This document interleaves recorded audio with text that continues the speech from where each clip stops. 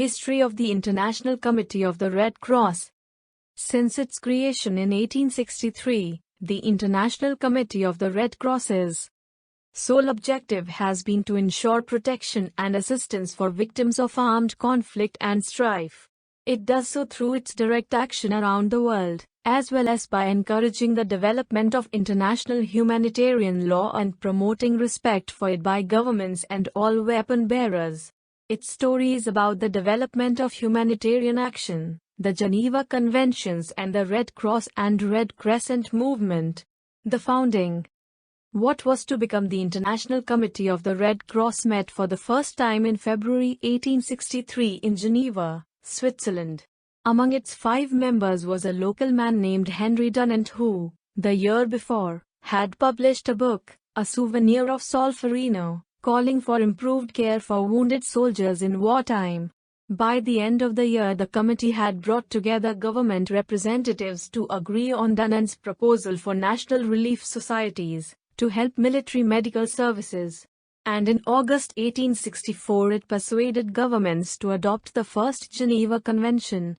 This treaty obliged armies to care for wounded soldiers, whatever side they were on, and introduced a unified emblem for the medical services, a red cross on a white background. The International Committee of the Red Cross's primary role was a coordinating one, but it gradually became more involved in field operations, as the need for a neutral intermediary between belligerents became apparent.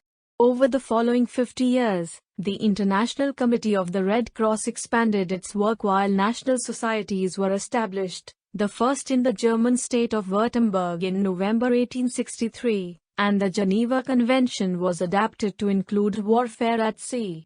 First World War, 1914-18. At the outbreak of the First World War, based on experience in other conflicts, the International Committee of the Red Cross opened a central prisoners of war agency in Geneva, to restore links between captured soldiers and their families. It continued to innovate. Its visits to prisoners of war grew during this period and it intervened over the use of arms that caused extreme suffering. In 1918 it called on belligerents to renounce the use of mustard gas. That same year it visited political prisoners for the first time, in Hungary. The national societies themselves undertook an unprecedented mobilization that saw volunteers running ambulance services on the battlefield and caring for the wounded in hospitals. For the Red Cross in many countries, it was their finest hour. 1918 to 1939. After the war, many national societies felt that, with the coming of peace and hopes for a new world order, the role of the Red Cross had to change. In 1919, they founded the League of Red Cross Societies, intended as the future coordinating and support body for the movement. But conflicts during the 1920s and 1930s emphasized the need for a neutral intermediary, and the International Committee of the Red Cross remained active, increasingly outside Europe, Ethiopia, South America, the Far East, and in civil wars, notably in Spain. The International Committee of the Red Cross persuaded governments to adopt a new Geneva Convention in 1929 to provide greater protection for prisoners of war. But despite the obvious broader threats posed by modern warfare, it was unable to have them agree on new laws to protect civilians in time to prevent the atrocities of World War II. Second World War, 1939-45. The Second World War saw a huge expansion of activities as the organization tried to work to assist and protect victims on all sides. The International Committee of the Red Cross and the League worked together to ship relief supplies across the globe, reaching both prisoners of war and civilians. International Committee of the Red Cross delegates visited prisoners of war around the world and helped exchange millions of Red Cross messages between family members. For years after the war, the International Committee of the Red Cross dealt with requests for news about missing loved ones.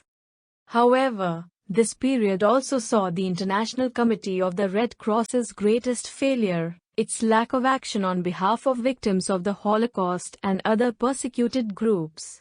Lacking a specific legal basis, bound by its traditional procedures and hindered in its ability to act by its ties with the Swiss establishment, it was unable to take decisive action or to speak out.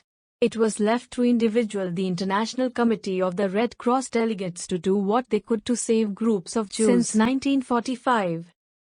1945, the International Committee of the Red Cross has continued to urge governments to strengthen international humanitarian law, and to respect it. It has sought to deal with the humanitarian consequences of the conflicts that have marked the second half of the 20th century, starting with Israel and Palestine in 1948. In 1949, at the International Committee of the Red Cross's initiative, states agreed on the revision of the existing 3 Geneva Conventions, covering wounded and sick on the battlefield, victims of war at sea, prisoners of war, and the addition of a 4th, to protect civilians living under enemy control. The conventions provide that the International Committee of the Red Cross's main mandate in situations of armed conflict. Thanks for watching, and if you liked this video, please subscribe our this channel and stay with us for more informative videos. Jai Hind.